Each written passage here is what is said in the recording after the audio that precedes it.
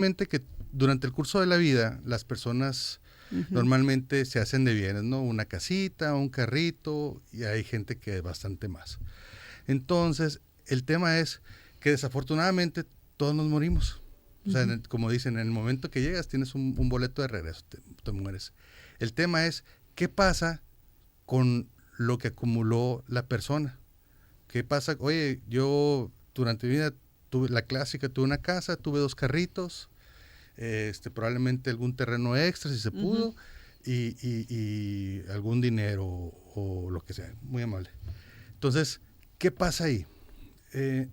La ley, el Código Civil establece que en el momento que la persona pasa mejor vida, como se dice, los bienes ya no adquieren personalidad jurídica, pero se quedan ahí flotando.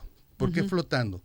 Porque en el momento que la persona se muere, se inicia la sucesión. ¿Qué quiere decir eso? Que todas las cosas que eran propiedad de la persona se hacen un ente que necesita, que se va a traspasar a quien corresponda. ¿Por qué a quien corresponda?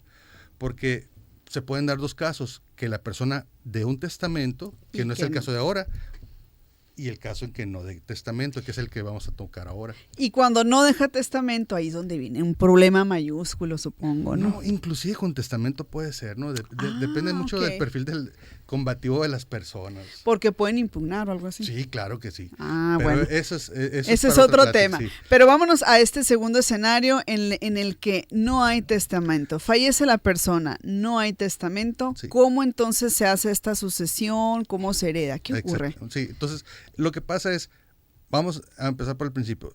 El paso número 1, y hay algo que sí me gustaría empezar antes de entrar en tema, por así decirlo, es que entiendan las personas, la clásica, es que se acaba de morir, ¿y cómo voy yo a empezar a hacer los trámites intestamentarios de sucesión? Tengo no testamento, ¿cómo lo voy a hacer? Como que hay gente que siente que es una ofensa para la persona empezar a hacer los trámites testamentarios. En cuanto fallece la persona. No, porque socialmente es muy señalado. Sí. Mira, Penny está ahí en el y ya no andan repartiéndose ahí las cosas. Exactamente. ¿No? Entonces, y ahí ves, no, pero el problema es que pasa así y luego pues se va pasando el tiempo y la costumbre y pasan 2, 3, 5, 10 años y todo sigue así, pues, ¿no? Exactamente. Entonces, lo que yo siempre le digo a las personas, una cosa son los bienes de la persona y otra cosa es la memoria de la persona. Entonces, lo que yo les digo siempre, oye, si ya pasó mejor vida, pues tienes que ver, lo que yo quisiera, por ejemplo, lo que yo quisiera es, si yo me muero el día de mañana, me gustaría que al día siguiente empiezas con la sucesión, porque cada día que pasa es un día de inseguridad para que se pierdan, se roben, se avienten las tranzas, fraudes, etcétera. Y el escenario se va complicando. Exactamente, pues, ¿no? Y le sale más caro a las personas, siendo que en un principio todo el mundo, ¿sabes qué? Sí, mira, lo que es y lo que te toca. Y ya después, no, pues resulta ser que el primo, que el sobrino, y etcétera, y se metió, sí. Y etcétera. A ver, ¿y cómo se determina este orden de los que heredan cuando no hay testamento? Ok, presentas la denuncia, no es demanda, pero todo el mundo le dice demanda, ¿no? Presentas la denuncia de sucesión. Entonces lleva un orden. En primer lugar, normalmente el código te dice que el que esté en primer lugar es el cónyuge, el esposo o esposa. Es el que tiene derecho a heredar. Si hubo hijos, también tienen derecho a su parte. Ahora, ¿qué porcentaje le toca a cada quien? Depende del caso, porque ahí te metes con, a ver, había sociedad legal en el matrimonio o era por bienes separados. Entonces, dependiendo de eso, tiene mucho que ver el porcentaje. ¿Por qué? Porque si es por sociedad legal, 50% de todo lo que hay es propiedad del esposo y el otro 50% de la esposa. Entonces, cuando se muere el esposo, lo que está sujeto a sucesión, por decirlo así, es el 50% del esposo. Y ese 50% les toca por partes iguales a la esposa y a los hijos. A los hijos, independientemente del orden de... Exactamente. Ahora, ¿qué pasa si, por ejemplo, hay hijos fuera del matrimonio? Pues, son hijos y tienen derecho a herencia, así de sencillo. Hay un pleito siempre, que los hijos de aquí y de allá son hijos, de acuerdo, y tienen derecho a herencia, es así de sencillo, ¿no? El tema es, oye, pero es que no es reconocido. Bueno, primero tienes que buscar acreditar que eres hijo, para después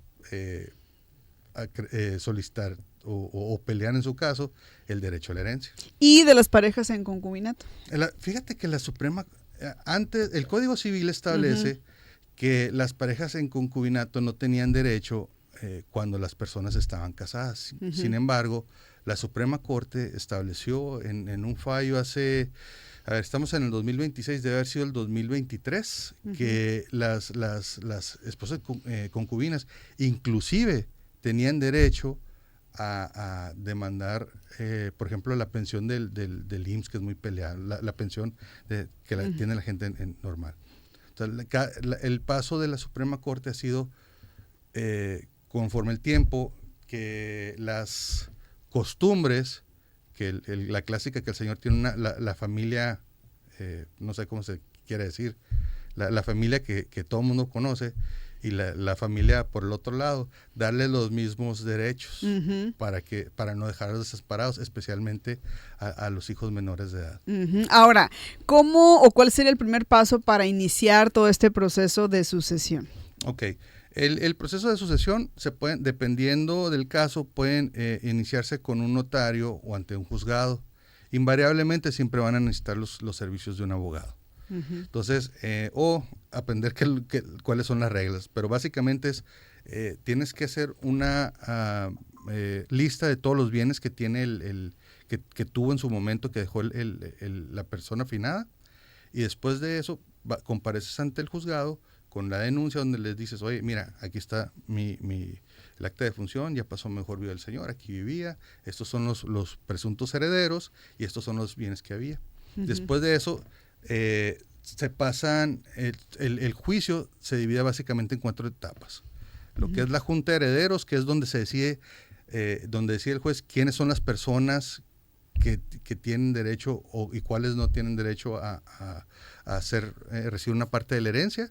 Después es la de inventarios e invalúos, donde se tiene que hacer un listado de todos los bienes que había y ponerles un precio para efecto de contextualizar a la hora de repartir.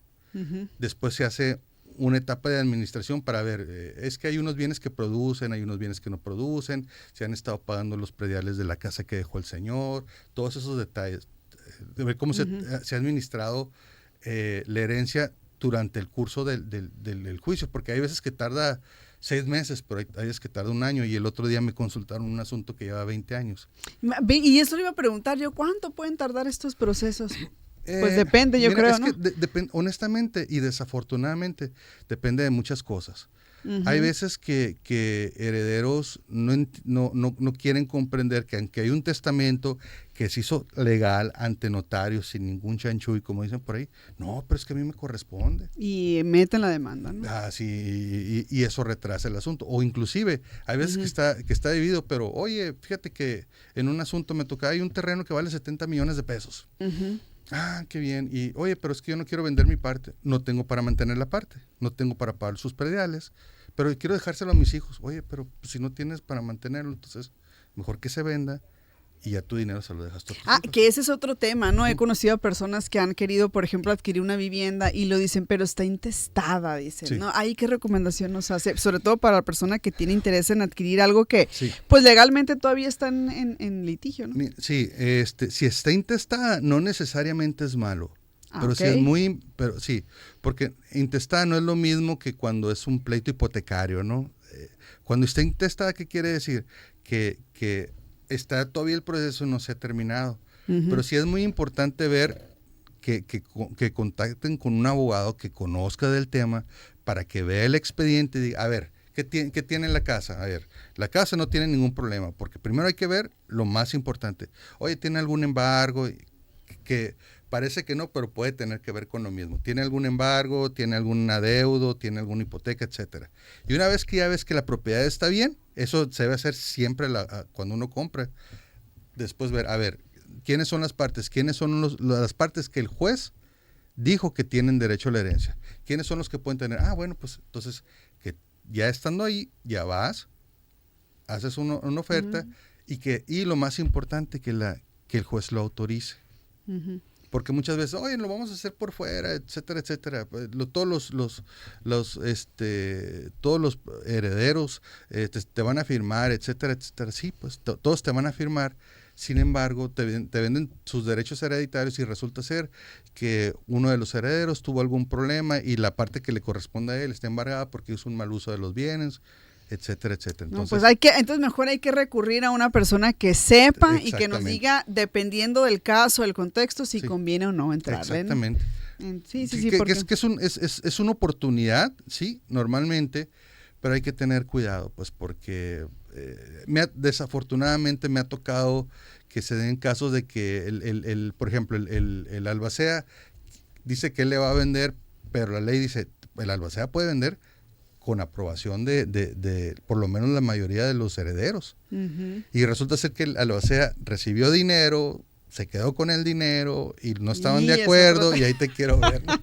Es otro tema. Aún así, es mucho mejor siempre el planteamiento del primer escenario de tener un testamento, aunque sabemos que se puede impugnar o puede haber por ahí un desacuerdo. Siempre es mejor ese escenario, ¿no? Sí, pero es qué bueno que tocas ese tema, es muy importante.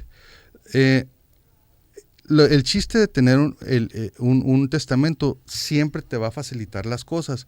Pero lo más importante es que sea un testamento público abierto ante notario. Ah, qué bueno. ¿Por qué? Mucha gente dice, es que no, resulta ser que si te vas al registro público de la propiedad, el testamento público hológrafo no te cuesta nada. Sí, pero el testamento público hológrafo es más complicado de hacer. ¿Por qué? O sea, es gratuito, pero es más complicado. Sí, pues, o sea, de todos modos, no son caros los testamentos. Un testamento en el mes del testamento creo que andaba como en menos de 2,000 pesos. Y por eso te ahorras un mundo de problemas, que por ejemplo, y esto sí me gustaría, ya sé que andamos cortados de tiempo, pero nada más, pero sí. Digo, porque la gente luego se queda con la idea, no, es que quieres que vas al registro público, haces el testamento a mano, tienes que señalar 2 testigos, y a la hora de denunciar tú el testamento, llaman a los 2 testigos para que reconozcan la firma, pero si uno de ellos se murió, si uno de ellos se cambió, se te hace tienes que buscarlo y pierdes bastante más tiempo. Y la verdad, en costeo te sale más barato un testamento ante notario. Exacto, y que aprovechen el mes del testamento. Exactamente. Pues muchas gracias, yo creo que amerita una segunda parte, luego vamos a seguir porque quedaron muchas preguntas ahí pendientes. Gracias a Eleazar Fuentes Acuña, integrante de la Barra Sonorense de Abogados, por habernos acompañado hoy en La Ley y Claro. Muy amable. Muchas gracias, fue un placer. Con esto vamos a una pausa, volvemos.